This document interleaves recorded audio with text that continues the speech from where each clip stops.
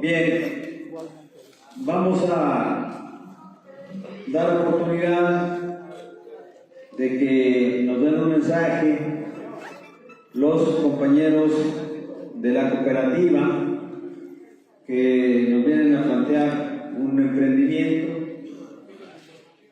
referido con la canasta familiar. Pero antes de ello, damos la bienvenida a la compañera Lorena López Alfaro. Bienvenida, compañera.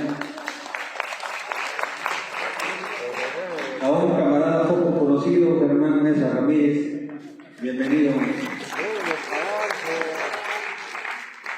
¿Y dónde está nuestra queridísima compañera y amiga Hilda Susana Uribe?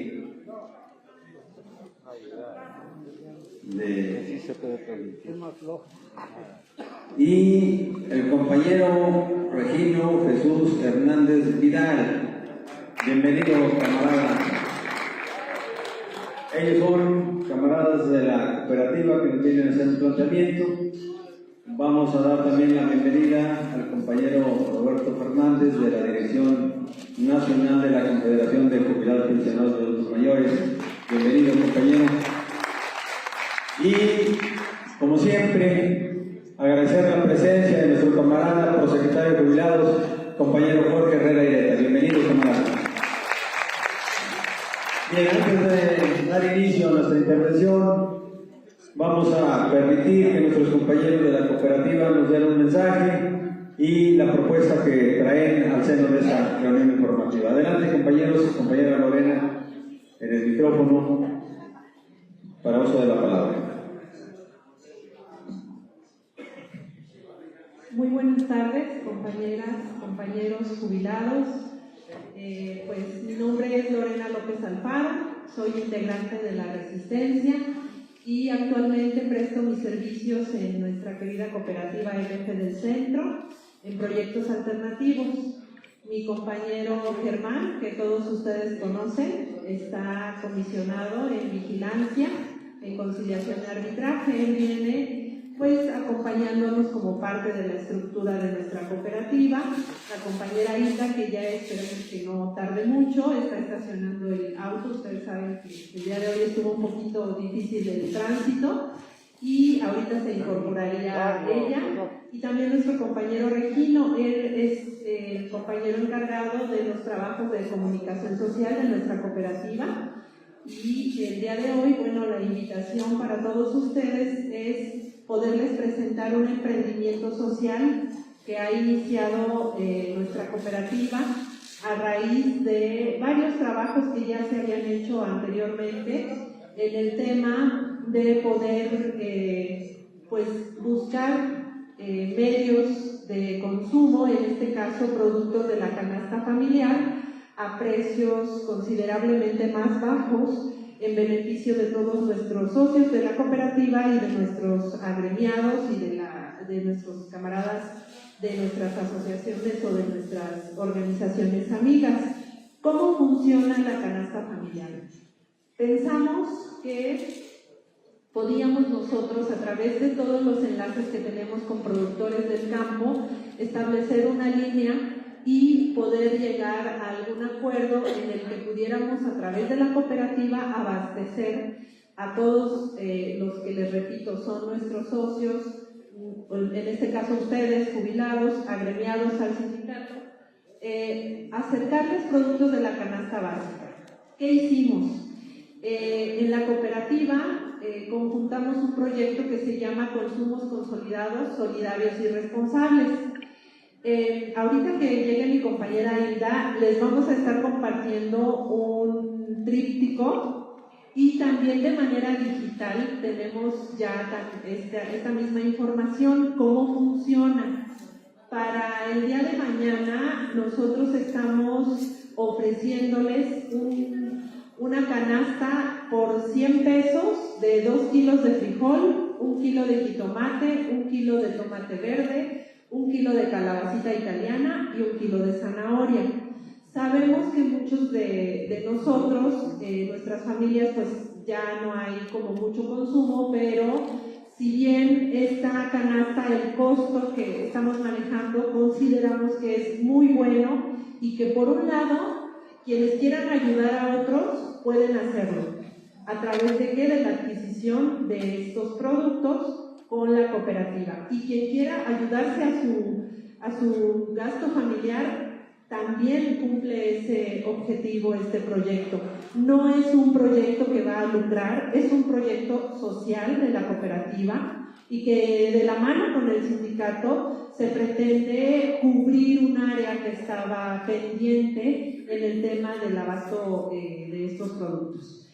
Hay una plataforma, es un cuestionario que ustedes llenan con sus datos para que sepamos cuáles son las necesidades de nuestros consumidores y qué posibles productos podríamos buscar proveerles para las siguientes entregas. A partir de que ustedes llenen ese formulario, pueden ustedes hacer el pago vía transferencia electrónica a la cooperativa o mediante un depósito o en efectivo a su servidora o a la compañera Hilda. Nosotras vamos a estar un rato aquí para que quienes gusten y se interesen puedan anotarse con nosotros. Si es que aún no pueden resolver el tema del formulario, es un formulario muy sencillo, es por WhatsApp la liga. Jorge ya tiene la información y ya nada más es cuestión de poderla compartir con ustedes a través de sus números telefónicos. Y les repito, de igual manera vamos a estar un ratito por aquí por si alguien se interesa, con todo gusto. Las entregas van a ser el día de mañana. Un punto de reparto es aquí en Antonio Caso. Vamos a hacerlo en Aguasme, entre las 2 y las 3 de la tarde. Ahorita queríamos traer, ya estamos descargando el frijol en la cooperativa y bueno, aprovecho también para disculparme porque pretendíamos llegar un poco antes con ustedes, pero estábamos en el tema de el traslado y la carga y descarga, ¿no? Queríamos traerles incluso productos, ya no fue posible, pero se los ofrecemos el día de mañana. El producto viene por kilos y pueden ustedes también hacer una muy buena labor, porque por ejemplo hay compañeros jubilados de Necaxa que nos están pidiendo para que a su vez ellos hagan una donación. Entonces, de cualquier modo, consideramos nosotros que la participación de los jubilados y la invitación hacia ustedes, pues es para nosotros un honor poder estar aquí y compartir esto y que también ustedes lo hagan extensivo con sus familias, con sus conocidos. Esta canasta familiar va a estar ofreciendo cada 15 días diferentes productos. Y el medio por el que se pueden comunicar con nosotros es por un mensaje de WhatsApp y les repito con los formularios. Pues no me resta más que agradecerles el espacio a los compañeros, a ustedes y enviarles un fraternal saludo de parte de nuestro presidente de la cooperativa, Alfredo Rojas, de nuestro Consejo de Vigilancia, de toda la estructura de la cooperativa que sabe que el día de hoy venimos a esta encomienda y hacerles esta invitación, esperando contar con su apoyo, esperando contar con todo su entusiasmo de ustedes y que puedan participar en este ejercicio que, repito, lo único que pretende es obtener productos de satisfacción en la canasta básica a muy buenos precios para beneficio de nosotros mismos. Entonces eso conlleva también a un ejercicio político del que nosotros estamos siempre comentando en la cooperativa y en el sindicato sobre temas de soberanía alimentaria, porque nosotros, ahorita hay compañeros en Puebla, directamente con productores que logramos enlazarnos, que son medianos y pequeños y que a veces por el tema del coyotaje pues tienen que sacrificar sus costos de producción y pues evidentemente no salen beneficiados. La idea con la canasta familiar es que ustedes lo que están adquiriendo sea directamente de los productores, y esa es la parte que estamos nosotros buscando, que también es muy importante porque es parte de una obligación que tenemos como sindicato, ¿no? De apoyar a todos los productores del campo, que son los menos beneficiados. Les agradezco mucho y quedamos aquí a sus órdenes. Buenas tardes.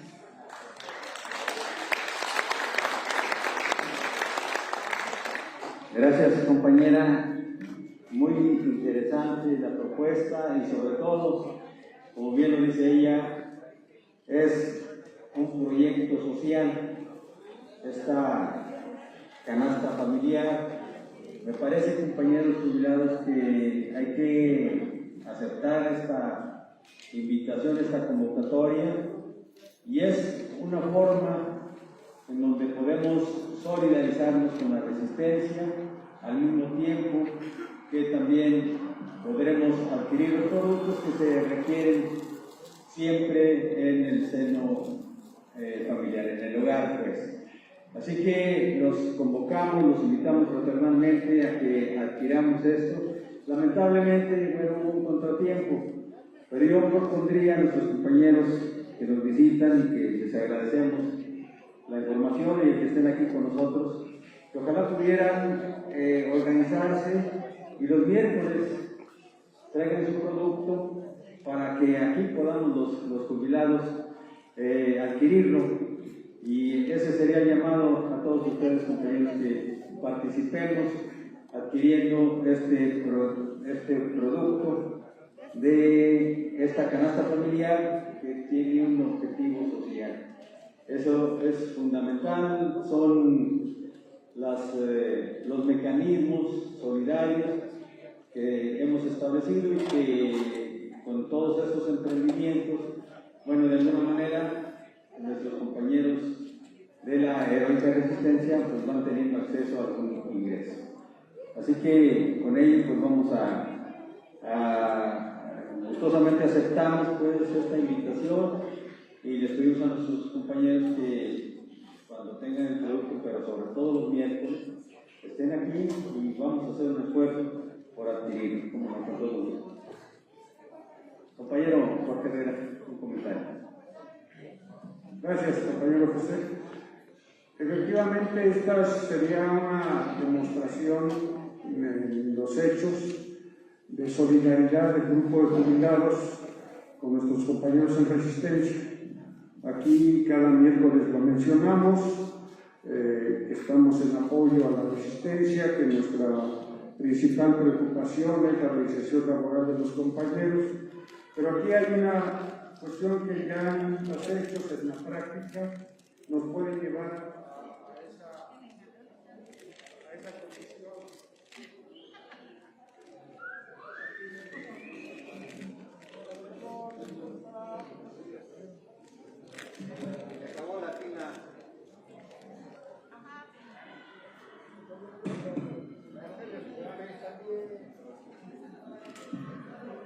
Decía, será en los hechos y a través de este mecanismo que hoy nos vienen a proponer los compañeros de la cooperativa, que efectivamente consolidemos alguna alianza jubilados con resistencia. Está por llegar la compañera que trae los trípticos. Yo ya le mandé al compañero José la información que me proporcionó la compañera Lorena en WhatsApp, entonces yo le pediría que lo difundiera en los grupos de jubilados que tengamos para que directamente ya tengan ahí la información, ahí tienen unos teléfonos. Y sí, bueno, también apoyar la propuesta que hace el compañero Pepe en función de que pudieran acercar los productos en los miércoles. Eso nos facilitaría con la presencia a la informativa o la asamblea en su caso, pero que ya lo tengamos aquí. Nos parece que es un costo de 100 pesos que no es oneroso, y como ya bien lo comentaba la compañera Lorena, hay el antecedente de un compañero en Necaxa que compró varios paquetes de la canasta que se nos está ofreciendo, y él a su vez los donó ahí en la división a los compañeros en Resistencia. Me parece que es un buen ejemplo, que es algo que podríamos replicar aquí, que podríamos hacer también los jubilados que asistimos aquí a las informativas.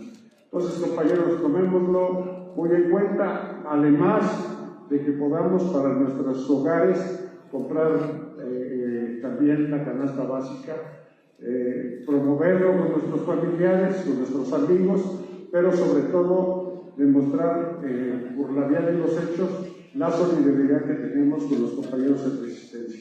Gracias, compañeras y compañeros. Bien, compañeros, pues hemos escuchado lo que plantea nuestro compañero prosecretario y bueno, hagamos un esfuerzo por adquirir estos productos. Bien, vamos a dar inicio a nuestra reunión informativa, compañeros. Después de haber escuchado a los compañeros de la cooperativa, para ello me permito hacer uso de la voz.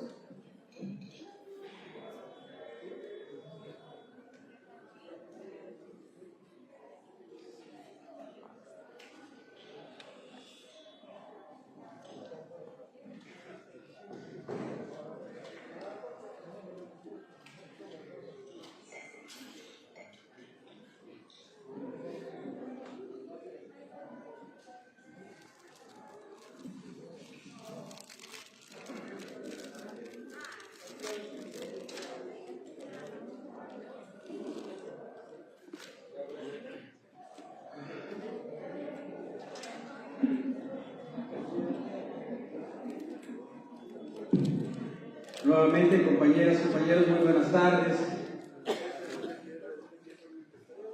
Con el gusto de siempre, estamos aquí en nuestra reunión informativa.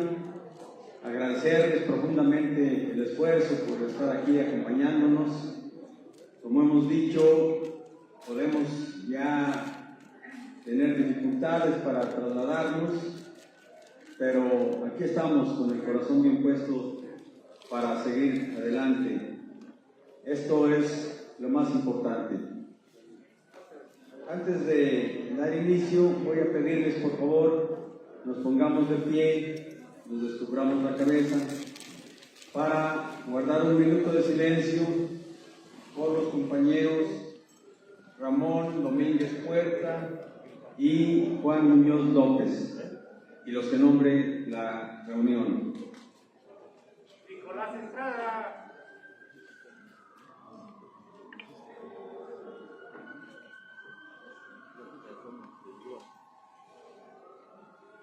Francisco Cano.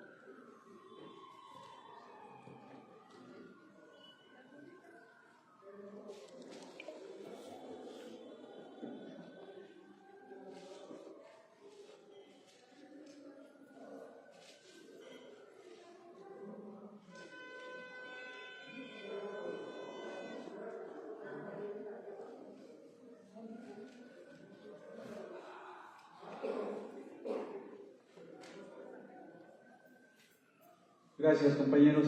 Que descansen en paz, los camaradas.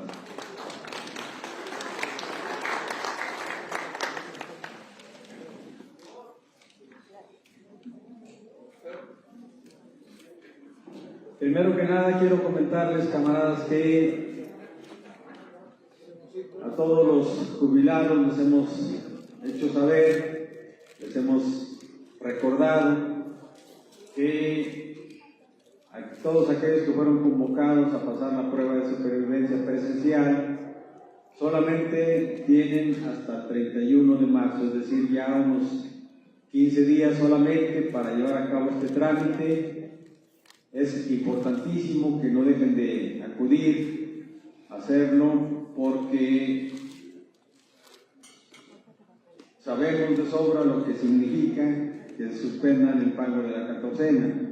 Es algo que ya nos ha quedado como amargas experiencias y bueno, pues recomendamos a todos nuestros compañeros que hayan sido convocados y aquellos que no sepan cuál es la situación, con todo gusto les recordamos que están los teléfonos de la oficina de la Prosecretaría de Jubilados, así como de la Comisión de Trabajo, para atenderlos y saber si deban o no acudir a pasar la prueba de supervivencia.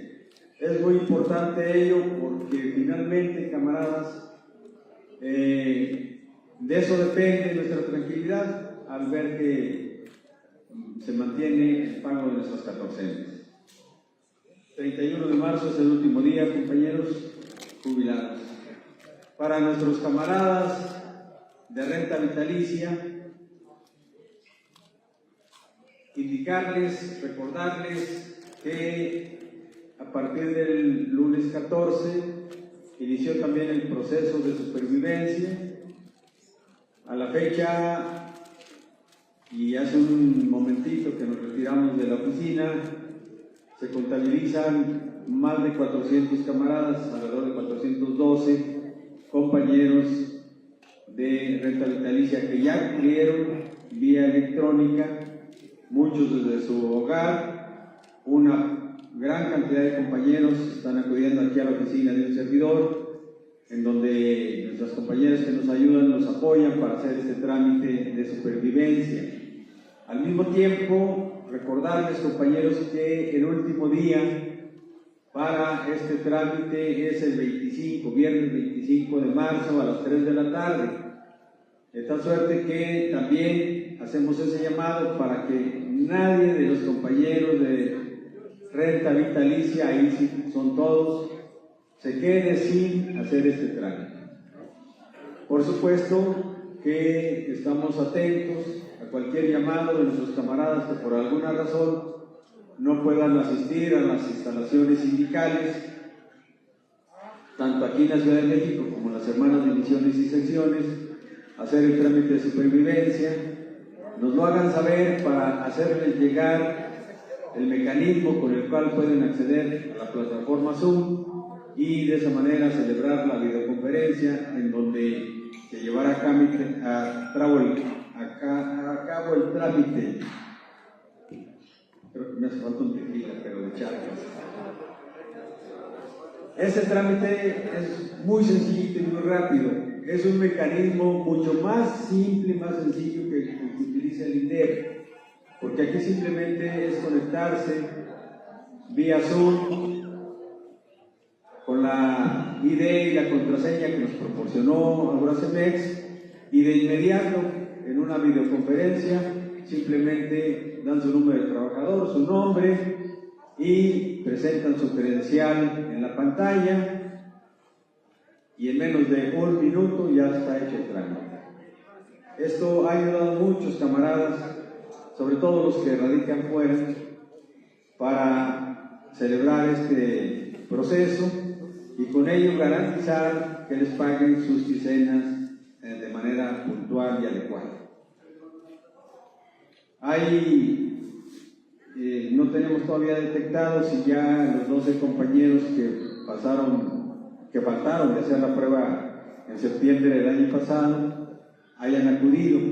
De cualquier manera estamos al pendiente para seguir comentando con ustedes y al momento de terminar el proceso saber la lista de los que no hayan por alguna razón acudido a hacer este trámite, y entonces para correr la voz indicándoles que deben acudir lo antes posible.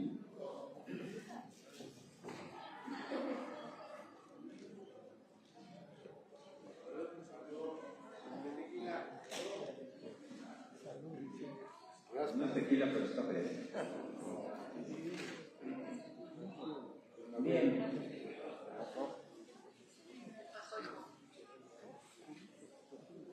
Vamos a comentar con ustedes también que por fin, y de acuerdo al comunicado de la Prosecretaría de Jubilados, en donde se nos informa que en esta catorcena se actualizaría la cuota diaria de jubilación, decirles, compañeros, que efectivamente ya está reflejado en la nómina de todos los jubilados el incremento. Este incremento, como lo hemos venido mencionando, y así nos lo hizo saber nuestro camarada secretario general a través de un comunicado,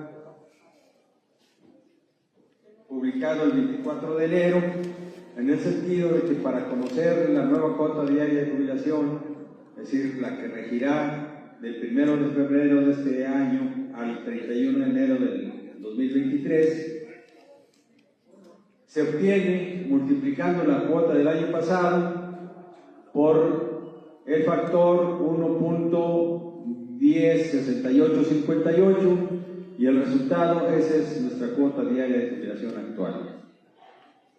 Al parecer, ahora sí hicieron las cosas bien, sin embargo estamos analizando detenidamente el contenido de las hojas de percepciones, en donde cada quien estamos viendo a ver si no solamente se actualiza la cuota diaria, sino que todos los conceptos que nos deben pagar estén considerados, así como el ajuste por retroactivo. No queremos sorpresas ni trabas como lo que sucedió el año pasado. Me parece que ahora está ya cumplido y entonces lo único que resta es, una vez hecha la revisión, si no hay lugar a dudas ni reclamos, entonces vigilar que se esté cumpliendo puntualmente con la obligación que tiene el gobierno a través del INDEP de cubrir todas nuestras prestaciones. Y aprovecho para recordar que el presupuesto de egresos que para el ramo 19, concepto J025, fue asignado afortunadamente, y bueno, gracias, repito, una vez más lo digo, gracias al cabildeo, como decimos o se dice en el argot legislativo, de nuestro camarada secretario general y el Comité Central, se logró que el Congreso aprobara la propuesta del Ejecutivo, que para este ejercicio son 25.190.849.618 pesos. Ello está destinado a cubrir todas las prestaciones de los jubilados, principalmente la prestación más hermosa del contrato colectivo de trabajo, la conquista más importante de este gran sindicato, que con esa visión de futuro y de acuerdo a sus principios clasistas, de lucha, democráticos, pensó no solamente en el amparo a sus agremiados, sino que a través de la cláusula 112 extendió una prestación que creó el propio sindicato para las familias de los electricistas. Esto es uno de los elementos más importantes que hay que defender con todo.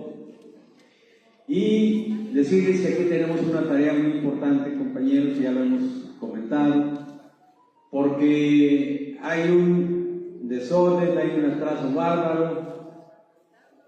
Según el cálculo que hacemos, es que pueden ser más de 1,000 millones de pesos lo que el gobierno no ha pagado por concepto de seguro sindical a las familias de nuestros compañeros jubilados fallecidos.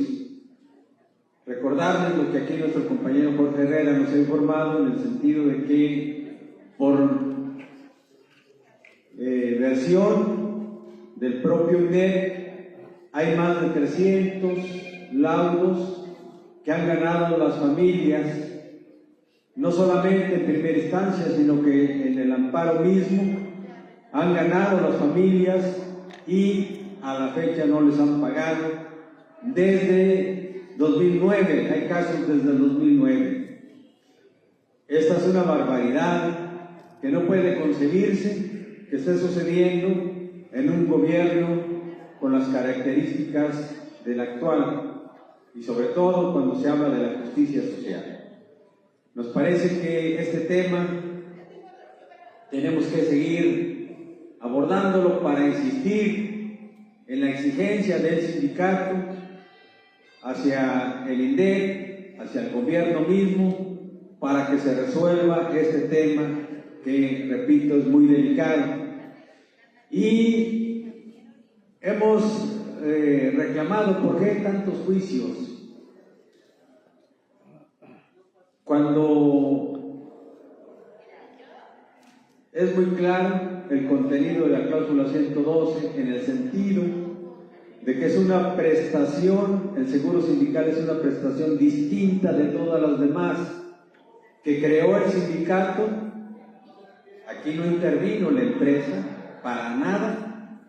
El sindicato creó ese seguro sindical en beneficio de las familias de los trabajadores activos y jubilados.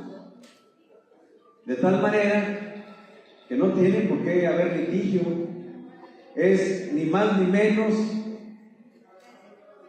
lo que significa un testamento hológrafo, que debe de respetar el gobierno, el INDER, y tal cual lo hayamos decidido al momento de llenar nuestra carta de signatario, así debemos de exigir que se cumpla. Sin embargo, muchos de esos casos de los que estamos hablando que están en litigio y muchos de esos casos en los que estamos comunicando que no se han pagado muchos seguros sindicales se deben precisamente porque no se les da el tratamiento de testamento a las cartas de signatarias. Porque en el fondo lo que quieren los gobiernos, incluyendo a este, es que los jubilados nos dispersemos, abandonemos al sindicato por nuestra propia iniciativa. Y vaya que han avanzado mucho, porque a pesar de que hemos tenido acuerdos al más alto nivel, todavía esos miserables que están en el INDER, comenzando por el director y hasta abajo, siguen entregando el formato abierto a los jubilados. Aquí quiero hacer un llamado muy fraternal, camaradas. No tendríamos por qué estar reclamando nada. Tenemos que reflexionar acerca de lo que eso significa. Tenemos que entender entonces que es una política agresiva que tiene como propósito desvincularnos a los jubilados del sindicato. Y eso ha causado un efecto terrible, porque muchos de esos seguros sindicales no pagados no pasaron por las instancias del sindicato, y entonces no sabemos la suerte de todos los deudos que han quedado en el desamparo. Pero no es solamente ese el problema. El problema es que es un seguro del sindicato, es decir, de todos nosotros, que indebidamente el gobierno maneja, manipula y evita cumplir con el compromiso de pagarlo, a pesar de que en el presupuesto asignado en el ramo 19 del concepto J025 sea suficiente para que se paguen todos los seguros sindicales a que haya lugar. La pregunta es, ¿dónde están esos 1.000 millones de pesos o más?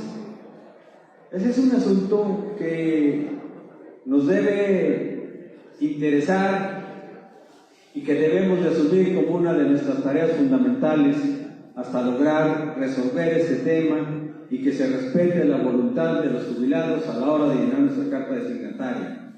Conclusión, compañeros, la forma más sencilla pero más efectiva de darle valor a nuestras conquistas es todos nuestros trámites hacerlos a través de las instancias sindicales. Es llenar nuestras cartas de signatarias aquí en el sindicato.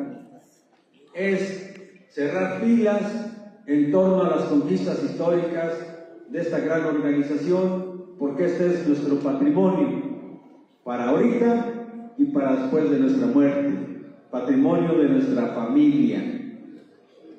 No hay otro sindicato que tenga esta conquista. Y bueno, el gobierno va a pasos agigantados acabando con ella, porque sabe que a final de cuentas, algún día, ojalá tarde, muchos años, pero algún día los jubilados de los y fuerzas del centro ya no estaremos sobre la tierra. Y entonces el seguro sindical hasta ahí llegará.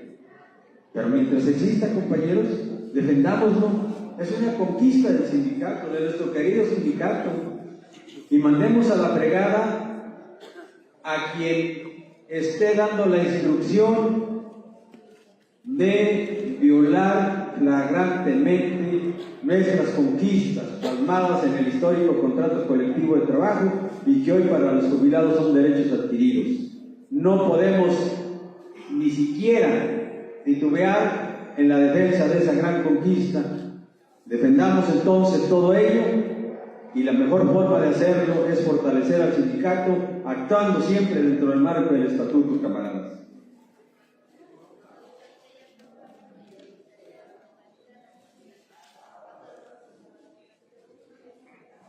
En otro tema muy importante, quiero hacer un reconocimiento y agradecer a todos nuestros camaradas de la Comisión de Trabajo por la celebración de nuestra asamblea el pasado miércoles 9 de marzo. Dimos continuidad, entonces, o mejor dicho, estamos aplicando lo que el estatuto nos ordena y el compromiso que establecimos en nuestro programa de trabajo cuando la contienda electoral. Es muy importante ello porque nos permite analizar, discutir y acordar los temas no solamente de la problemática de los jubilados, sino de la organización en su conjunto. Y para ello, habida cuenta que el día 3 de marzo se celebró una asamblea general extraordinaria, de la cual emanaron importantísimos acuerdos, nuestra asamblea de jubilados, por supuesto que asume esos acuerdos de la asamblea general para ponerlos en práctica. Voy a referirme primeramente a la movilización del próximo viernes 18 de marzo a las 4 de la tarde, en donde no solamente los jubilados, no solamente el sindicato, sino los pensionados, la ANUE, la Confederación de Jubilados, Pensionados y Adultos Mayores, la nueva Central de Trabajadores y una gama importante de organizaciones participaremos en conmemoración de la nacionalización del petróleo. Y particularmente para el Sindicato Mexicano de Electricistas, este día tiene una connotación fundamental porque nos hace reflexionar acerca de los principios del sindicato, acerca de su carácter clasista y democrático, y nos hace ver que cuando la organización toma en cuenta los procesos que están en favor de la nación, como es la nacionalización del petróleo, de la industria eléctrica, etcétera, etcétera, el sindicato no titubea para sumarse a la lucha.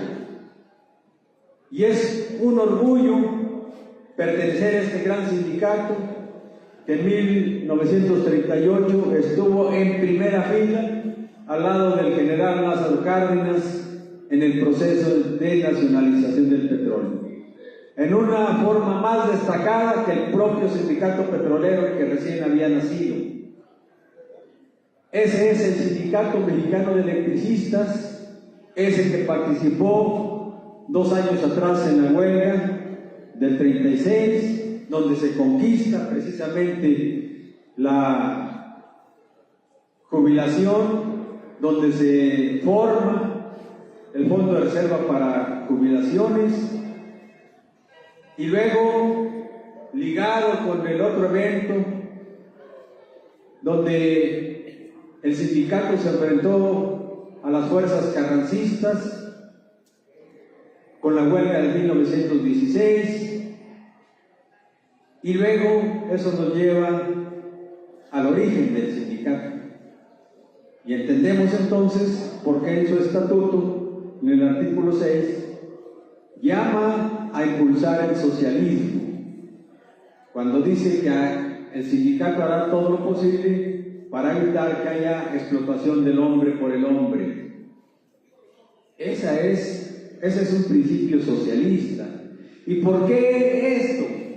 Bueno, pues porque los que fundaron este gran sindicato eran grandes revolucionarios, clasistas, luchadores sociales de a de veras, que pensaron lo importante que era darle un instrumento de defensa al proletariado, particularmente a la clase obrera, y por eso, con ese espíritu revolucionario, fue fundado este gran sindicato.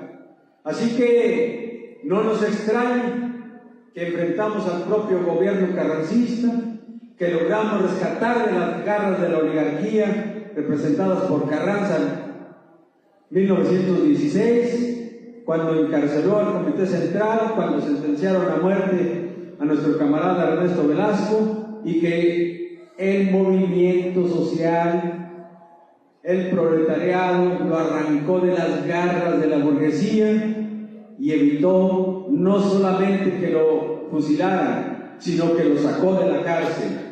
Ese es el Sindicato Mexicano de Electricistas.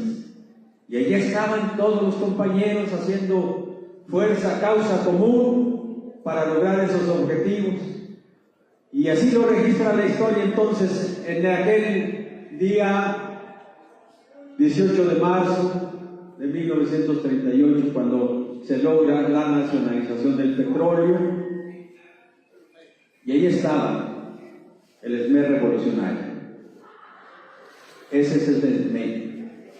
Ese es el SME que ahora sigue avanzando y que tiene muy clara en su memoria lo que significó la otra gesta histórica en 1960 con el licenciado López Mateos, 27 de septiembre, cuando se nacionaliza la industria eléctrica. Se modifica la Constitución para adicionar el párrafo sexto al artículo 27 constitucional, y ahí queda establecido que corresponde exclusivamente a la nación generar, distribuir, transmitir y comercializar energía eléctrica. En esta materia no se otorgarán concesiones a los particulares, y en su discurso el general López Mateos advierte, cuando le entrega al pueblo de México la energía eléctrica nacionalizada, dice: pero hay que vigilarla y hay que defenderla, porque seguramente habrá malos mexicanos que intenten privatizarla. Y llegaron esos malos mexicanos, no solamente con el maldito borracho del Calderón, sino desde Miguel de la Madrid, cuando se instala el modelo neoliberal en el país, por órdenes del Fondo Monetario Internacional, en donde se comienza un proceso de saqueo de los bienes de la nación. Y conscientes de lo que significaba ese proceso, hubo algunos mexicanos, priistas por cierto, que se preocuparon por lo que ya se anunciaba en ese proyecto neoliberal en cuanto al despojo de los bienes de la nación. Abandonaron el PRI para conformar una fuerza distinta, pero con el mismo sentido del llamado nacionalismo revolucionario. Ese grupo lo encabezó Cuauhtémoc Cárdenas Solórzano. Viene el proceso electoral federal en 1988 y el pueblo desde entonces dio muestras de rebeldía, pero sobre todo hizo acopio de un esfuerzo para defender los bienes de la nación. Ya estaba claro el sentido que llevaba el proyecto neoliberal y el pueblo lo entendió muy bien y salimos a votar en favor del ingeniero Cuauhtémoc Cárdenas, pero estaba decidido que tendría que llegar a la presidencia de la República un instrumento de la burguesía transnacional del imperialismo para despojarnos de los bienes de la nación, y así pusieron a Carlos Salinas de Gortari.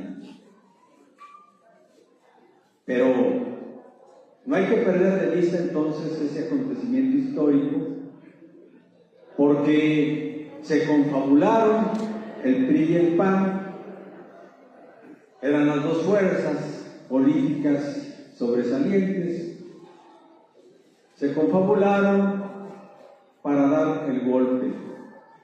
Y ahora cínicamente, el que era secretario de Gobernación en ese proceso, aquel al que se le cayó el sistema, cuando los panistas se le han ido a la yugular reclamándole por ese fraude electoral del 88, dice Manuel Bartlett Díaz: la caída del sistema fue un acuerdo entre el PRI y el PAN. Qué miserable, cínico. Él era un priista, tiene razón, se confabularon, y él precisamente fue el responsable de que cobrara fuerza en los hechos ese proyecto neoliberal de saqueo a la nación de su patrimonio. Manuel Bartlett Díaz, que no ha dejado de ser un instrumento de Carlos Salinas y su grupo para seguir saqueando a la nación. Y nuestro sindicato ahí estuvo dando la pelea. Avanzamos, compañeros, y viene la debacle cuando empieza a ejercerse la presión que comenzó con el proceso de privatización del sector eléctrico, precisamente cuando Carlos Salinas de Gortari modificó el cuarto transitorio, en donde se permitió ya la cogeneración y figuras de esas, que no fue otra cosa más que darle la entrada al capital privado en el sector eléctrico. Aquel que nos avisó el licenciado López Mateos, que habría malos mexicanos que intentarían privatizar. Con Carlos Salinas de Gortari se materializó ese atraco a la nación. Ahí comenzó. Y bueno, el hartazgo del pueblo continúa, la descomposición política llegó al grado de que entre los propios priistas se empezaron a matar.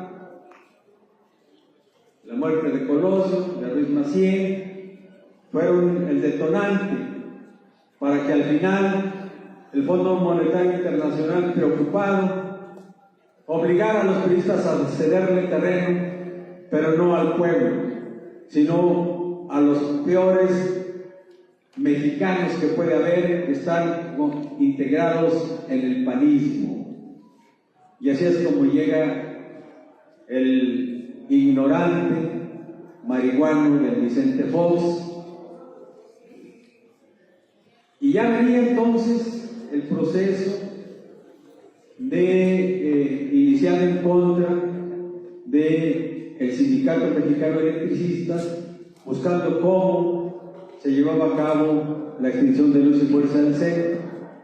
De tal manera que no es gratuito, compañeros, que el secretario general en turno, después de que invitó a Vicente Fox para que visitara al SME y estuvo en Villacuapa, ahí se establecieran algunos compromisos.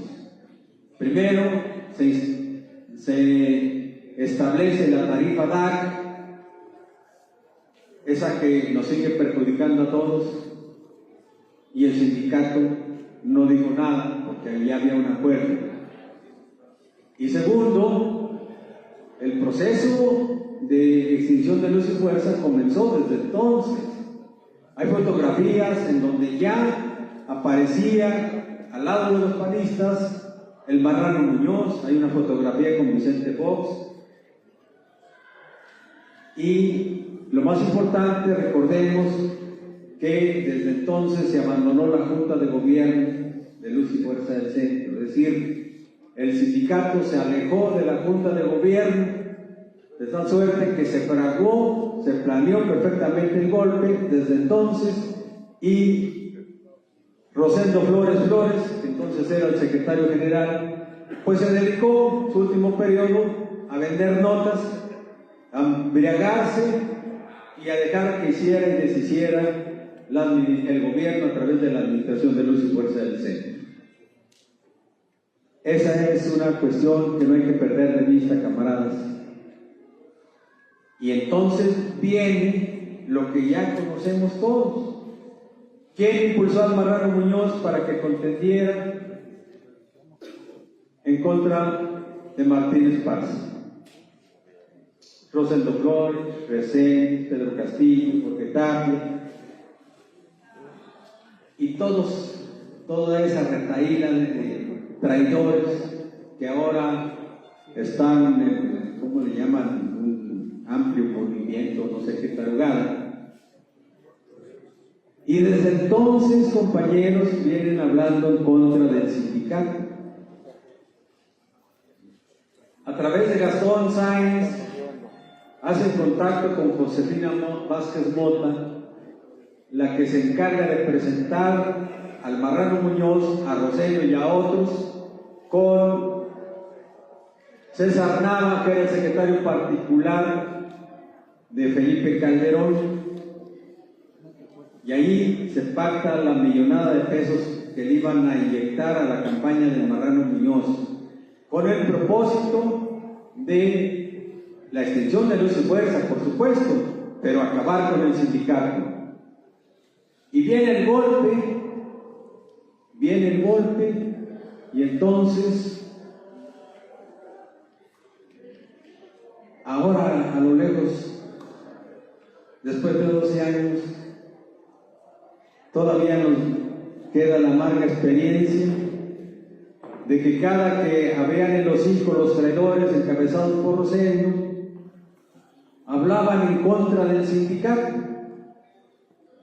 cuando el estatuto, en su artículo 136, nos dice que hay que defender, hay que evitar como dé lugar la disolución forzada del Sindicato Mexicano de Electricistas.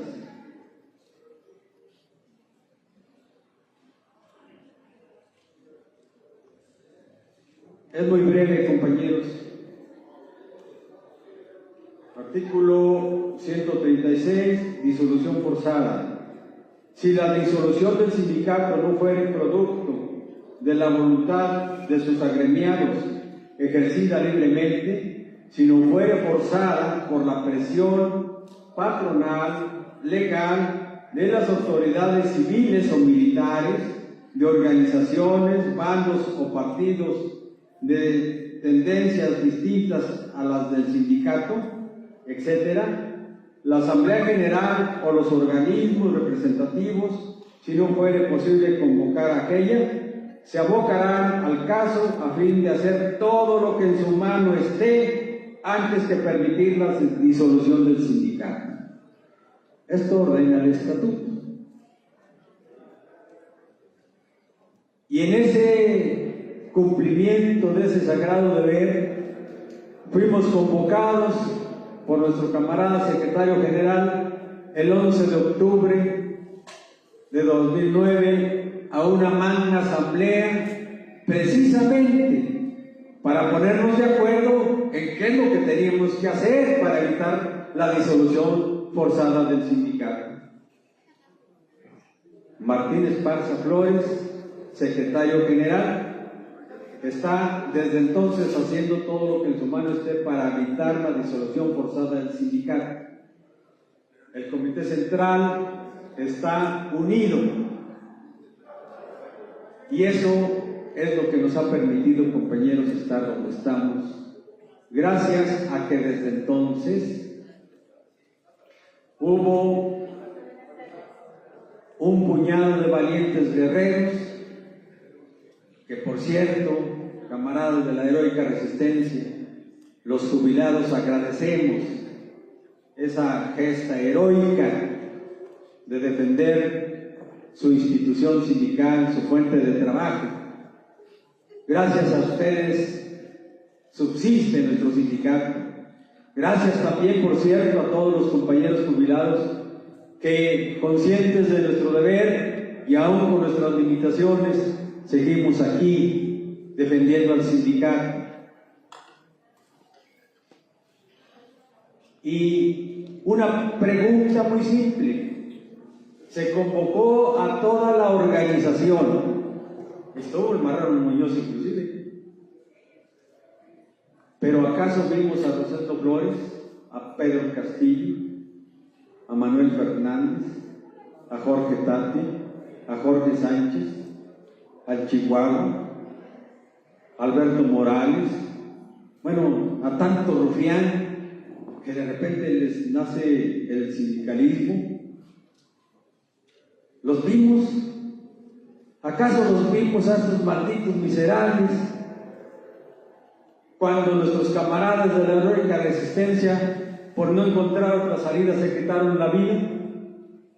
¿Acaso los vimos dando una voz de aliento a nuestros camaradas en huelga de hambre? ¿Acaso conocimos un pronunciamiento en contra de Felipe Calderón y su gobierno? ¿Acaso estuvieron el 10 de octubre del 2010, cuando López Obrador visitó la huelga de hambre y nos entregó la carta en donde se compromete a que de llegar a la presidencia restituye los esfuerzos del centro? ¿Allí estaban esos miserables? No, por el contrario, cada paso que daba el sindicato en su defensa se atravesaban, desconociendo, por ejemplo, el proceso electoral del 2010, en donde derrotamos a Felipe Calderón y a Javier Lozano, que su maldita planilla, como ya se había liquidado, por eso ya no contendió.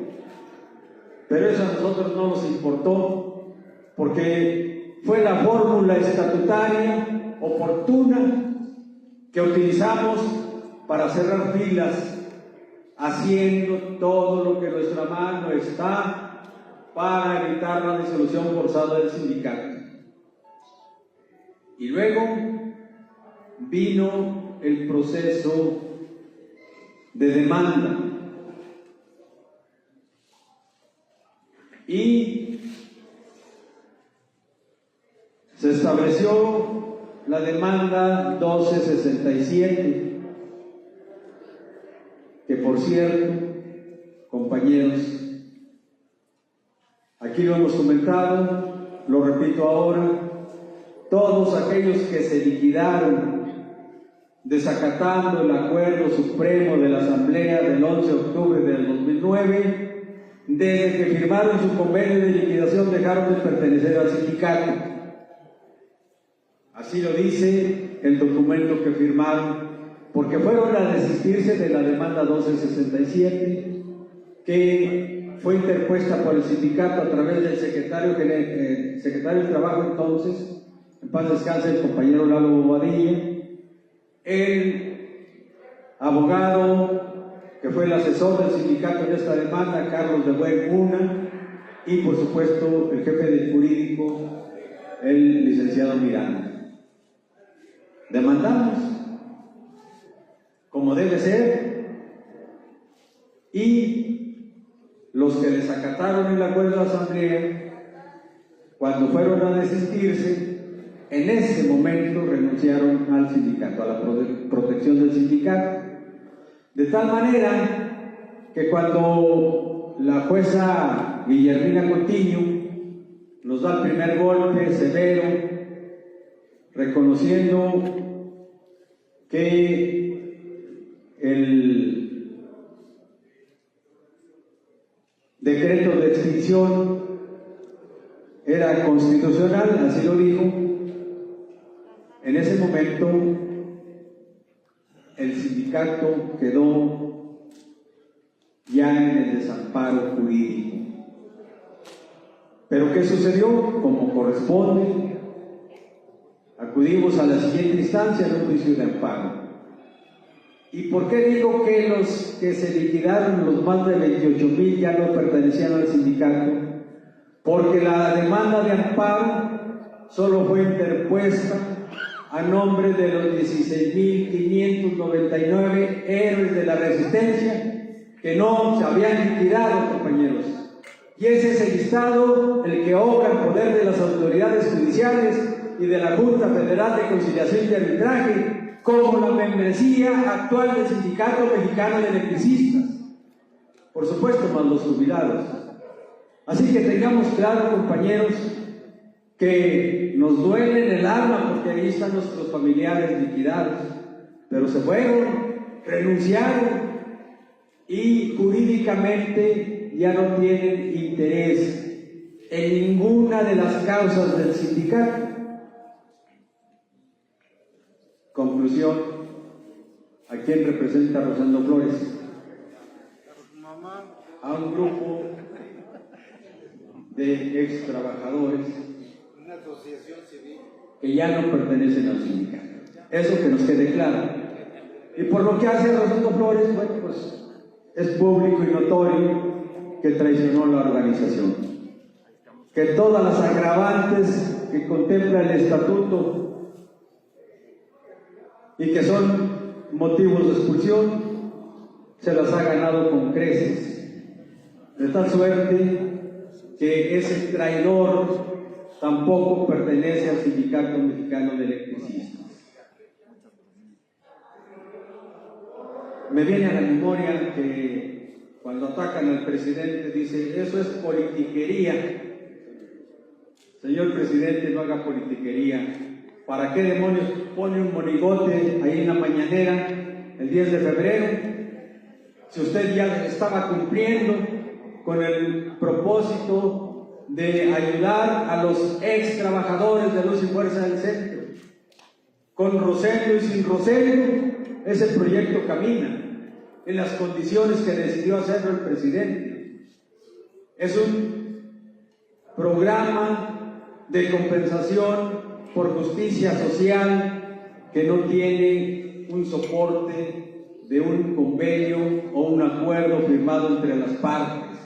Es una decisión gubernamental tal cual decidió, por ejemplo, la pensión de los adultos mayores, que decidió inclusive cómo iba incrementando dicha pensión, que no es más que una ayuda asistencial, pero bueno, se elevó a rango constitucional con el nombre de pensión. Bueno, eso se respeta y se acepta, pero que es potestad exclusiva del presidente de la República de otorgarla en las condiciones que se publicó, estrictamente en las condiciones que se publicó, compañeros. Que cualquier cambio que después de que se publicó, cualquier cambio que se le quiera hacer, tiene que llevarse al mismo proceso, en la misma instancia, para decir que el Ejecutivo Federal ha decidido cambiar tal o cual punto del documento que fue publicado. Así que nosotros les decimos a los cerca de 3,000 camaradas de la Resistencia, incluyendo a nuestros queridos hermanos de renta vitalicia, que los que reúnan los requisitos aquí establecidos apliquen y tienen a salvo todos sus derechos, todas sus prerrogativas que el sindicato ha conquistado, porque con el gobierno en turno el proceso de lucha de resistencia del sindicato conquistó cosas que ahora tienen un valor incalculable y que perversamente las gentes del gobierno que no quieren al sindicato, siguen utilizando para denostarlo y pretender su disolución. Esta circunstancia, compañeros, entonces no la perdamos de vista, porque tenemos en nuestras manos la posibilidad de rescatar los eventos claves que en cada momento el sindicato fue abarcando. Ganamos el amparo. ¿Eso qué significa? Derrotamos en toda la línea la burguesía representada por el mal gobierno del borracho Calderón. En toda la línea lo derrotamos. El segundo tribunal del circuito nos otorgó el amparo y la oligarquía se defiende. Pero ya con el sindicato depurado recibimos la mala noticia que nos volvió a llenar de lágrimas los ojos por la impotencia, el coraje y la rabia de saber que estamos en manos perversas como es la maldita Suprema Corte de Justicia de la Nación, que nos arrebató ese amparo, que no le importó el sacrificio del movimiento de resistencia, que no le importó que muchas familias quedaron desintegradas, que no le importó la muerte que sembró el maldito Calderón con su ilegal decreto. Los esbirros de la oligarquía no tienen corazón, y entonces los miserables, el 30 de enero del 2013, no les queda otra más que ir a la ventanilla a cobrar su liquidación. Segunda sentencia de muerte. Pero ahí está el sindicato de 1914, de 1916, de 1936, 1938, 1960, etcétera, etcétera. Ahí está. Y en el propio meeting, aquel 30 de enero de 2013, haciendo todo lo que en su mano está, nuestro camarada Martín Esparza, secretario general, convoca a toda la organización a desacatar el fallo de la Suprema Corte de Justicia y a seguir luchando. Ese es cumplir con el estatuto, camaradas. Y qué bueno que recordemos esto, porque con ello va quedando más claro de qué tamaño es la maldita traición de Rosendo y los que lo siguen. Y el 4 de febrero de 2013, aquí en este auditorio, otra magna asamblea con otro acuerdo fundamental. Desacatamos el fallo de la Suprema Corte de Justicia y continuaremos la vía política hasta alcanzar los objetivos del sindicato. No lo vamos a dejar morir, se nos dejó entonces, y nosotros gustosos dijimos, efectivamente lucharemos para que no muera este gran sindicato. Y entonces la caravana, y entonces la movilización, y llegó el momento de otro gran triunfo. Se firma el memorándum de entendimiento, camaradas. Pero antes, que no se me olvide, que en 6 meses de plantón del Zócalo, arrancamos la toma de nota que habíamos logrado en el 2010, con el triunfo de nuestro secretario general. Bueno, fue necesario un plantón.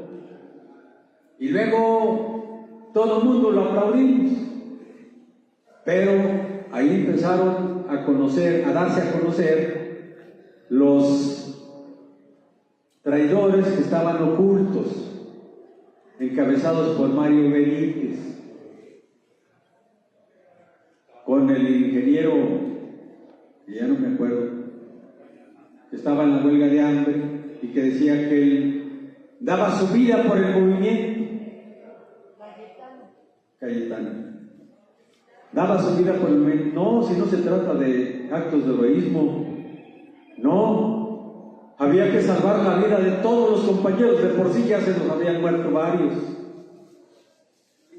Y en un acto de humanidad y de respeto a nuestros camaradas de la heroica huelga de hambre, se tomó una decisión sabia, congruente y revolucionaria. Dijera Lenin, 2 pasos atrás, 1 paso adelante. Y desde entonces empezó la contra aquí adentro. Si ya el compañero Cayetano había otorgado su voluntad de morirse en la raya, con eso se hubiera resuelto el conflicto. Por favor, compañeros, la oligarquía no le importa cuántos mueran, ya ahí están las guerras. Y si se trata de trabajadores, pues que se mueran todos, hay un ejército tremendo para reponerlos. Así piensa la oligarquía, la burguesía, así es. Son enemigos acérrimos del proletariado. Y por eso desataron la guerra de exterminio contra este gran sindicato. Y ahí se rescata y se sientan las bases, ya con la toma de nota de nuestro Comité Central, se sientan las bases para lo que después vino, la firma del Memorándum de Entendimiento,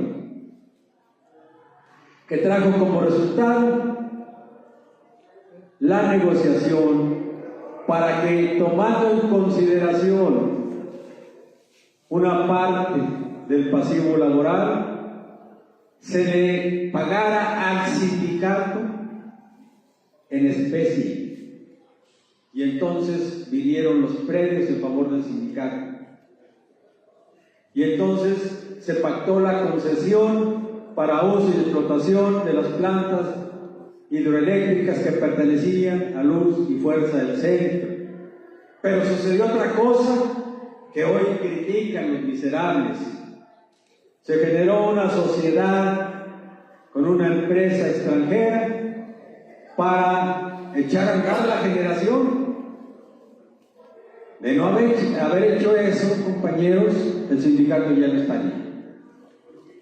Eso es hacer todo lo que en tu mano está para evitar la disolución forzada del sindicato. Y los traidores, en lugar de aplaudir ese suceso, ahora censuran al sindicato, a la dirección y a nuestro camarada secretario general, acusando de cuanta barbaridad se les ocurre.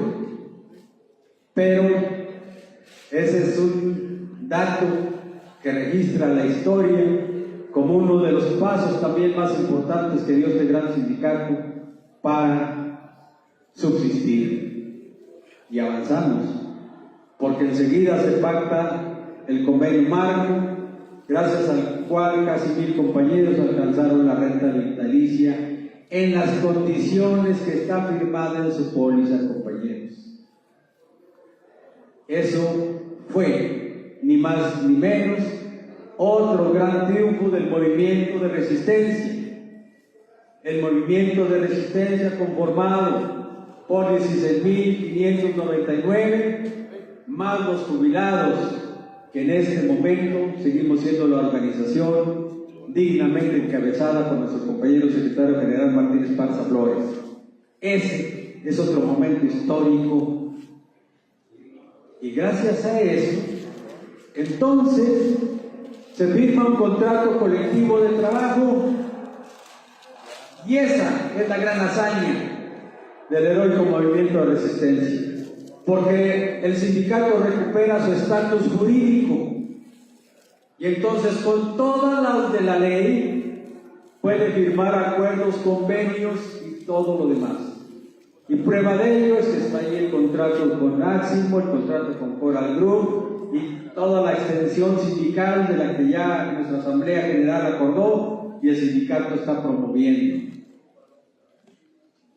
Ese es el Sindicato Mexicano de Electricistas depurado. Y bueno,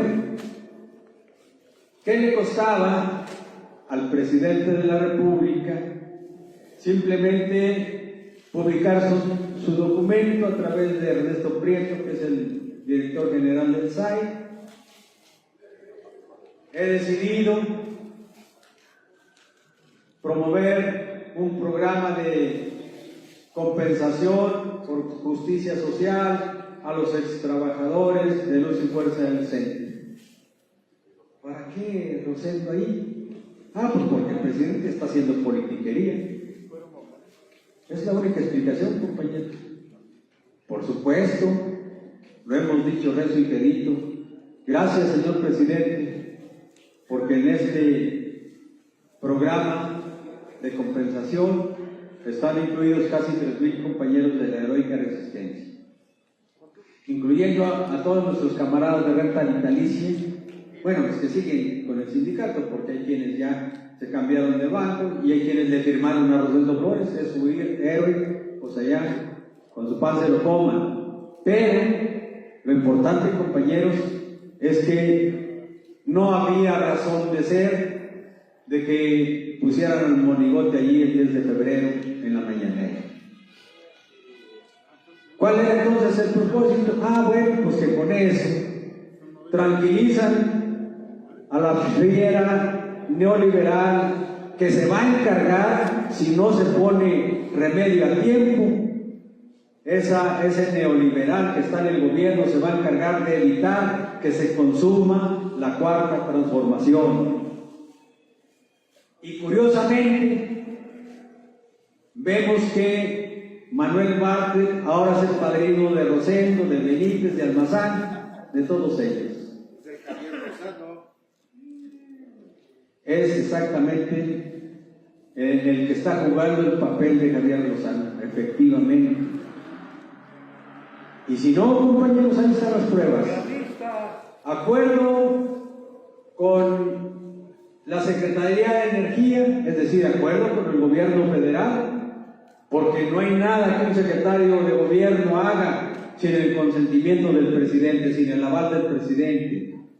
Y Rocío Nale pactó con la NUE el levantamiento del plantón que estaba en la llegada de este gobierno. Y todo iba viento en popa. Y la Secretaría de Energía hizo compromisos con el sindicato. Y prueba de ello es cuando funcionario de la Secretaría de Energía, que por cierto está muy enfermo, nuestro camarada Paco Carrillo Soberón, le mandamos un fuerte abrazo desde aquí. Él, como funcionario de la Secretaría de Energía, acompañó al sindicato cuando se dio a andar el proyecto del ciclo combinado de lechería. Y luego Rocío Nale acude a Juandó cuando se sienta la primera piedra del ciclo combinado en Juandó. Y ahí está el discurso de la Secretaría de Energía, donde nos dice: el día de ayer estuve con el señor presidente, sabe que estoy aquí ahora. Les mandan un saludo y un reconocimiento porque este sindicato ha sido capaz de lograr todo lo que tiene, porque solamente este sindicato pudo haber logrado recuperarse del golpe que les dieron. Y todo iba bien. Pero aparece una declaración periodística del neoliberal que está al frente de la Comisión Federal de Electricidad. A pregunta expresa, desde luego pactado: oiga, ¿y qué hay con el ESME? El ESME ya no existe. El ESME es una empresa privada. Se necesita no tener vergüenza para que primero estuvo aquí, por lo menos en 3 foros, respaldando al sindicato, defendiendo al sindicato. Así son los malditos neoliberales priistas, sobre todo, así son, traicioneros, traidores a la patria. Y luego, cuando ya tuvo poder en el gobierno, desconoce al sindicato, el sindicato que le sirvió inclusive para que llegara al Senado de la República. ¡Qué miserable! ¡Qué infeliz! Y este se ha empeñado y ha presionado al presidente para que lo deje actuar libremente, dice él, para ayudarle en su propósito de rescatar a la Comisión Federal de Electricidad. ¿Y qué hace? Primero, hace alianza con Víctor Fuentes del Villar. ¿Con qué propósito? Pues a Víctor Fuentes del Villar le interesa que no prospere la demanda que tiene del SLE por la delimitación de zonas. No le interesan los trabajadores, menos los contratistas a Víctor Fuentes del Villar. La suerte que corran es lo menos que piensan. Lo que a él le interesa es que les está cobrando la cuota sindical y eso es para él un ingreso millonario. ¿Y qué otra cosa persigue Víctor Fuentes del Villar? Bueno, pues que el gobierno lo proteja porque tiene cuentas pendientes con la sociedad mexicana por la corrupción que impera. Ese es el aliado de Manuel Bartlett. Y luego, regresemos a nuestro ámbito. ¿Quién dividió a la NUE? Manuel Bartlett. Primero nos pega a nosotros diciendo que el sindicato ya no es tal, que ahora es empresa privada. Divide a la NUE. ¿A quién utiliza para dividir a la NUE? A Héctor Valadez George, trotskista, José Antonio Almanzán González, trotskista, Jesús Ramírez, trotskista. Y se alían con Manuel Bartlett para pegarle a la NUE, porque con ello pensaban debilitar al Sindicato Mexicano de Electricistas. Y luego el gobierno, es decir, el presidente de la República, secunda la declaración con aquello de que el sindicato fue probablemente el sindicato más democrático. Fue. No. Aquí lo dijimos desde el principio. Que no lo engañen, señor presidente. Ya hicimos un recorrido y hasta la fecha podemos demostrar, y así lo registra la historia antigua, medianamente antigua y la actual, que este sindicato no se ha alejado un ápice de sus principios y que sigue siendo aquel sindicato revolucionario que nació en 1914 y que nosotros, la organización, los héroes de la heroica resistencia, los héroes de la resistencia y los jubilados que seguimos al lado del sindicato, tenemos perfectamente claro que esa es la misión que tenemos que cumplir, hacer todo lo que en nuestra mano esté para evitar la disolución forzada del sindicato. Y eso es lo que estamos haciendo, camaradas. Eso es lo que estamos haciendo con nuestros eventos. A veces nos puede llegar la desesperación porque no vemos avance, pero también a veces, como sucedió el viernes pasado, y gracias por haber estado ahí, compañeros, que logramos con la movilización darle la fuerza al sindicato para que a través de nuestro camarada secretario general se haya vuelto a reanudar, se haya reanudado la mesa de negociación, la cual se reunirá el próximo día 23. Ese también es un hecho histórico logrado por el heroico movimiento de resistencia. Ese es el actual Sindicato Mexicano de Electricistas, compañeros, para que no nos mareen y así nos pongan todos los monigotes que quieran, en donde quieran y en las mañaneras que quieran. Nosotros debemos tener muy claro quiénes somos, dónde estamos, pero sobre todo, muy claro que si seguimos unidos, compañeros, en torno a nuestro secretario general, al comité central y a nuestro sindicato, somos invencibles y lograremos los objetivos que nos hemos trazado desde el 2009, compañeros. Muchas gracias por su atención. Muy bien, compañero José de la Cruz. Excelente desarrollo del tema del conflicto de este glorioso Sindicato Mexicano de Electricistas. Y efectivamente, compañero José de la Cruz, somos el sindicato más democrático de este país. Muchas gracias, compañero José de la Cruz. En el uso de la voz, nuestro compañero Jorge Herrera Ireta, prosecretario de Jubilados. Adelante, compañero Jorge.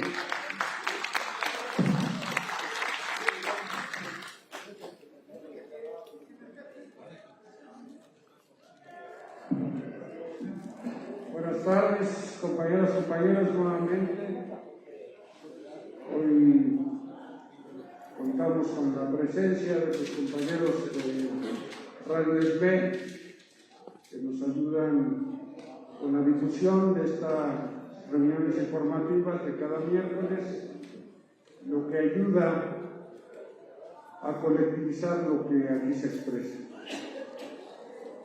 Hoy, 16 de marzo, es una fecha emblemática para nuestra organización. Antes del decreto de la extinción, en esta fecha revisábamos nuestro contrato colectivo de trabajo.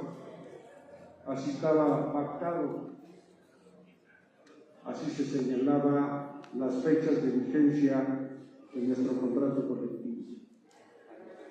Y es precisamente a partir de la lucha de resistencia generada a partir del decreto de extinción que esta fecha nos debe recordar lo que el gobierno nos arrebató ilegalmente con un acto autoritario que al paso de más de 12 años nos ha llevado a la condición que hoy estamos viviendo, donde efectivamente, utilizando la misma estrategia que utilizó antes del decreto de extinción, de generar desde adentro de nuestra organización una supuesta oposición, generó en los hechos una división interna que le permitió arribar y llegar hasta el fatídico 11 de octubre del 2009. Y hoy, ¿qué circunstancia estamos atravesando? Hoy vivimos una situación similar. Hoy la estrategia se repite, utilizando a personeros enemigos de la organización para supuestamente plantear alternativas y hacer justicia al Sindicato Mexicano de Electricistas. Nosotros efectivamente nos hemos regido por lo que nuestros acuerdos de asamblea nos mandatan. Esa es la diferencia. Nosotros nos reunimos en la organización en términos de los estatutos para llevar a cabo nuestras asambleas y de ahí emanan las directrices que a lo largo de estos más de 12 años hemos tomado. Y como grupo de jubilados, recientemente también celebramos una asamblea del grupo, cuestión que se quedó permanente y que hay que retomar a la brevedad por la problemática de falta de cumplimiento de nuestras demandas ante el organismo liquidador. Decíamos en la última reunión que estuvimos que hoy hay una amenaza real en contra del sindicato y eso lo tenemos que valorar en toda su dimensión. No es una expresión, no es un dicho. Parece obvio decir que hay una confabulación que tiene que ver con la unión de varias corrientes y varias fuerzas que atentan en contra de la solución del conflicto de fondo de nuestra organización. Y eso se reflejó en la marcha del pasado 11 de marzo. Los compañeros jubilados que acudieron se habrán percatado de la actitud del gobierno federal en respuesta a nuestra movilización y en respuesta a la posibilidad de entregar un documento que ahondara con las propuestas que seriamente el sindicato ha presentado para la reinserción laboral de nuestros compañeros en resistencia. Se nos dijo que no había ningún funcionario que nos pudiera recibir a través de la encargada de la presidencia, Leticia Ramírez. No se contestó el teléfono, por parte de Jesús Ramírez, quien ya se ha reunido con nuestra dirección, con el compañero Martín y el compañero Humberto, y en esta ocasión no contestó ni siquiera el teléfono. Son hechos que no podemos pasar desapercibidos. Si no hacemos un análisis de lo que sucedió en la marcha del día 11, seguramente lo que venga no lo podemos enfrentar en mejores condiciones. Al final, producto de que ahí se decidió hacer una conferencia de prensa y de ella derivó junto con los compañeros de la NUE el quedarnos en plantón, que abrió la posibilidad a través del gobierno de la Ciudad de México se recibiera una comisión de la dirección del sindicato. Y ahí se alcanzara el ofrecimiento de reanudar la mesa el próximo día 23. Las condiciones no están fáciles, compañeros. No es venir a alarmar, es venir con responsabilidad a decir lo que estamos viviendo. Hay una condición muy difícil en el país y obviamente como Sindicato Mexicano de Electricistas estamos inmersos en esa problemática. La situación económica que estamos viviendo con una inflación a la alza, primero producto de la pandemia, lo que agudizó esta situación, y hoy con lo que está sucediendo en la guerra entre Rusia y Ucrania, que ha venido a alterar a nivel mundial la situación económica. Hoy el gobierno ha tenido que rescatar la situación del precio de la gasolina. No hay crisis en el abasto de gasolina, lo que hay crisis es en cómo se fijan los precios de la gasolina. El precio del barril del petróleo rebasó los $100 durante unas semanas, hoy ha bajado.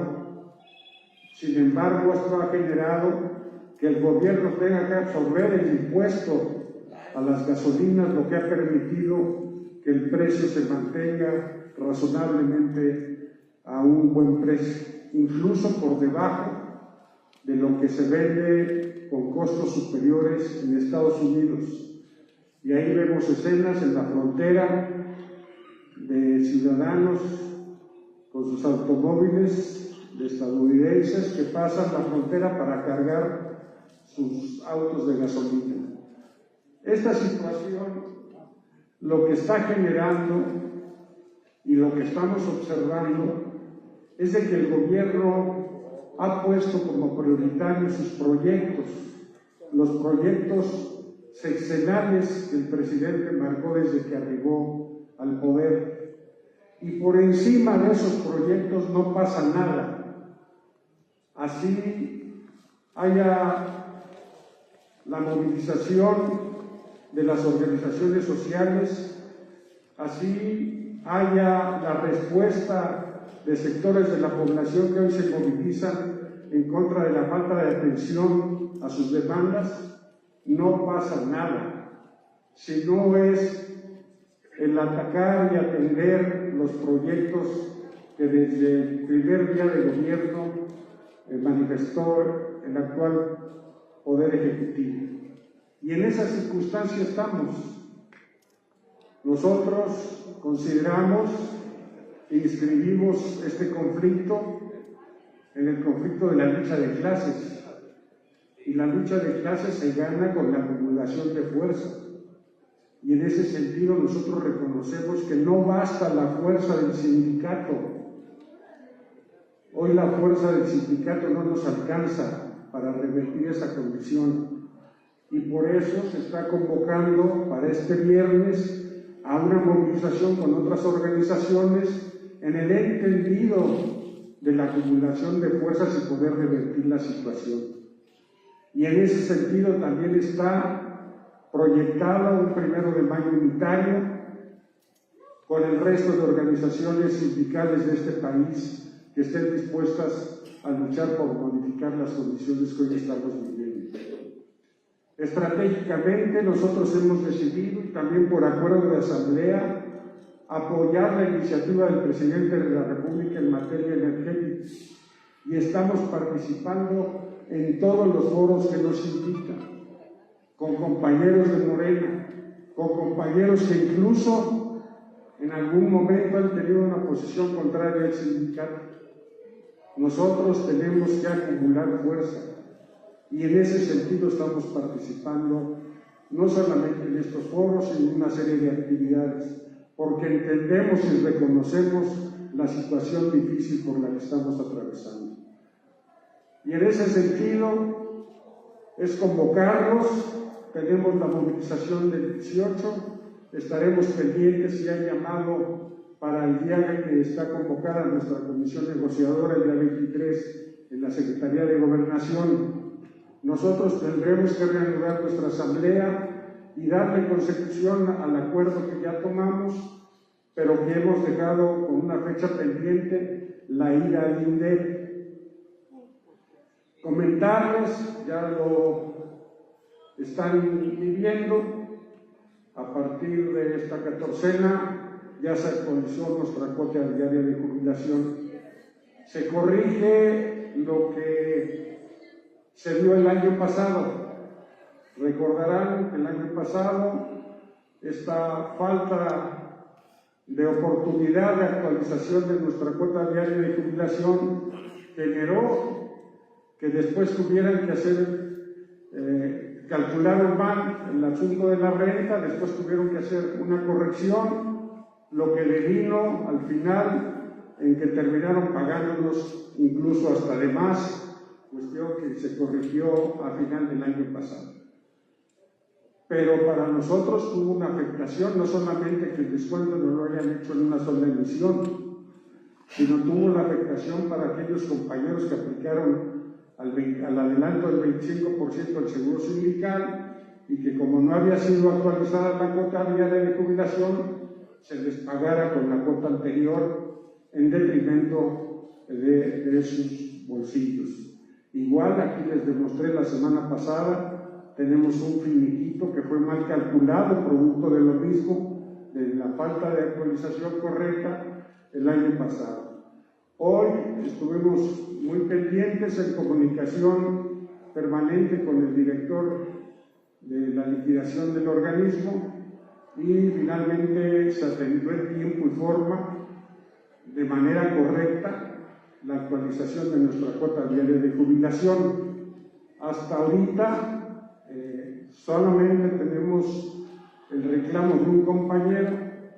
Ya le pedimos que pase a la Prosecretaría de Jubilados para que nos traiga su argumentación. Él dice que no fue bien calculada. Es el único compañero que hasta ahorita nos ha comentado, no demostrado, que no le fue bien actualizada. Revisen, chequen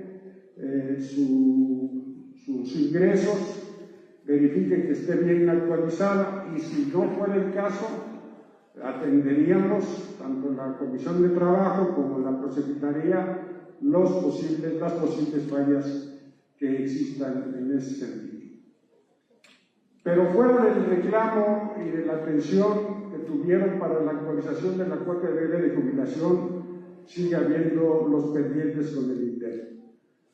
Sigue habiendo la situación de la carta abierta, sigue habiendo el atraso en el pago a los deudos de sus finiquitos, sigue estando pendiente de que se cumplan los puntos que establecimos en la minuta de hace ya más de un año. Entonces, en ese sentido, tenemos que reiterar la necesidad de movilizarnos al INDEC. Estamos esperando ponernos de acuerdo con nuestro secretario general para que él nos señale la fecha conveniente para hacer esta movilización. Teníamos pensado, después de la asamblea, hacerla enseguida. Nos pidió que nos esperáramos a después de la movilización del próximo viernes y en ese sentido estaremos muy pendientes y hacerles el llamado para que vayamos al INDEP a hacer los reclamos de los pendientes que tenemos y de la agudización de la problemática que padecemos como jubilados. De tal suerte, compañeras y compañeros, esta situación que estamos viviendo tenemos que verla con mucha responsabilidad, con mucha seriedad y tomar las decisiones estratégicas que así correspondan. No podemos caer en estos momentos en ningún tipo de provocación que nos llevara a una confrontación con el Ejecutivo Federal. Eso sería un suicidio. Nosotros confiamos que producto de la reforma energética se pueda abrir una alternativa real de solución de fondo a la reinserción laboral de nuestros compañeros en resistencia. Es la oportunidad que tenemos, es la mitad del sexenio. Si no se da en este momento y bajo esta coyuntura, difícilmente en este sexenio podremos alcanzar el objetivo fundamental de nuestra organización, que es que nuestros compañeros regresen al trabajo. Y obviamente estar pendientes porque se cumplan nuestros derechos adquiridos. Hasta hoy no hemos tenido problema y se ha aplicado correctamente lo estipulado en el decreto de extinción. Pero con los antecedentes que vemos en el país y lo que está sucediendo, no podemos confiarnos y decir que no nos va a pasar nada. Es una situación real que existe, que ahí está latente. Recordemos lo que nos pasó hace más de 11 años, pensábamos que no nos iba a pasar nada, teníamos firmado un contrato colectivo precisamente con fecha hasta el 16 de marzo del 2020, del 2010, y vean lo que sucedió. Entonces, no podemos bajar la guardia, tenemos que estar pendientes de lo que sucede. En otro ámbito de información, les comento trabajos de la Confederación de Jubilados, Pensionados y Adultos Mayores, que apenas tuvimos nuestro congreso, que eligió una nueva dirección. Comentarles y decirles, aquí lo hemos hecho, del amparo que tenemos promovido en contra de la ley que se aprobó a finales de 2020, iniciativa que mandó el Ejecutivo Federal y que se entró en vigor a partir del 1 de enero del 2021. Interpusimos un juicio de amparo indirecto con número 191/2021. El procedimiento fue promovido por la nueva Central de Trabajadores y firmado por el secretario general de la misma, el compañero Martín Esparza, y lo radicamos ante el juzgado tercero en materia de trabajo del primer circuito. Bueno, comentarles, el día de ayer se tuvo una reunión virtual, se está utilizando esta herramienta hoy por parte de los tribunales, y en esta participó el compañero Martín Esparza en su calidad de demandante y secretario general de la nueva Central de Trabajadores, y por parte de nuestra confederación participó el compañero Juan Carlos Hernández Lepe, que es el secretario de Economía. El resultado de esta reunión el día de ayer ante el magistrado del tribunal da como consecuencia que se tenga ya fecha definitiva para recibir la notificación acerca de nuestro amparo. Y esta está ubicado para el día viernes. Este próximo viernes 18 será la audiencia definitiva de nuestro amparo promovido. Bajo estas nuevas circunstancias no vamos a poder hacer presencia. Recordarán que en otras ocasiones los convocábamos que nos acompañaran a los tribunales para ejercer presión ahí a los jueces, a las autoridades que van a definir el rumbo de nuestro amparo. Hoy no se puede hacer porque se hace de manera virtual. De todos modos va a haber un link para poder ingresar a la reunión, aunque no podríamos participar. Nos ha pedido el compañero secretario general que difundamos esta información, que estemos pendientes. Es una resolución importante que tiene que ver no solamente con echar abajo el modelo de Afores, sino también la cuestión de la UMA. Esa es la importancia del amparo que promovimos. Esa es la profundidad del amparo que desde la Confederación y la nueva central estamos impulsando. Pues llega el momento definitorio. No vamos a poder hacer presencia física, pero sí les vamos a hacer llegar a través de los grupos de jubilados el link para escuchar y participar virtualmente de esta sesión que va a definir el rumbo de nuestro amparo. Y esto es una cuestión muy importante. Hay muchas dudas en cuanto a la aplicación de la UMA. Hay compañeros que actualmente están aplicando la modalidad 40 y no saben si al final del camino se les va a pagar en UMAS. Hay a quien sí ya se le dio la información y desde la aportación ya se les dijo que su aportación es en UMA y al final van a recibir UMAS. Pero hay dudas de compañeros que hicieron aportación en salarios mínimos y al final les van a calcular en UMA. Y esto, si se comprueba de ser así, tendríamos que promover algún tipo de juicio de carácter legal. También ahí les decimos, yo veo que hay compañeros presentes que están haciendo un esfuerzo enorme, compañeros de la Resistencia que están haciendo un esfuerzo por pagar su modalidad 40. Es importante que lo sepan. Si al final del camino les van a regresar el cálculo en UMAS, nos lo hagan saber para promover legalmente lo que corresponda. De tal suerte que lo que se decide el viernes a partir de nuestro amparo es de vital importancia.